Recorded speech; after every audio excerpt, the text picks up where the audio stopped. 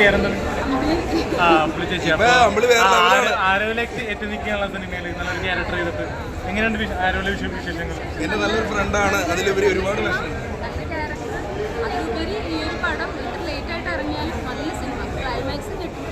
അടിപൊളി അടിപൊളി. പിന്നെ പിന്നെ പിന്നെ ജോയിച്ചേട്ടൻ്റെ കൂടെ ഇതിനു മുമ്പ് വേറെ പടമില്ല നല്ല ചെയ്തായിരുന്നല്ലോ. അതിന് പുലിമട നല്ല എന്തായാലും ചെയ്തായിരുന്നു. അജീഷ് നമ്മൾ ചങ്കല്ലേ. ഓ പിന്നെ കഷ്ടപ്പാട് കൊണ്ട്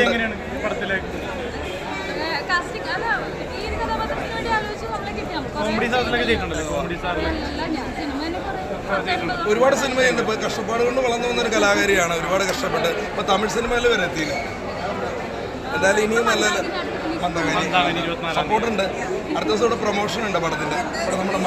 ഒരു ആവറേജ് സിനിമയാണ്. ഒരു നിഷ്കളങ്കമായ ജീവിത സാഹചര്യത്തിൽ വ്യത്യസ്തം നിറഞ്ഞ വിശുദ്ധിയിലൂടെയാണ് കഥ പറഞ്ഞു പോകുന്നത്.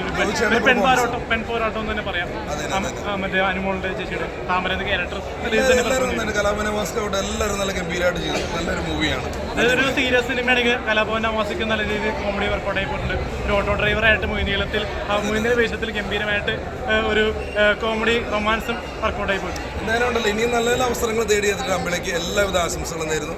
ഫുൾ സപ്പോർട്ട് സിനിമയ്ക്ക്. എല്ലാവരും സിനിമ ഒന്ന് കാണുക. ആരും ഓക്കെ നല്ലൊരു സിനിമ. നല്ല സിനിമ. നേരത്തെ താമര എന്ന് പറഞ്ഞ പേരില്ല അല്ലേ? ആരോ എന്നാലും. എന്തായാലും താങ്ക് യു.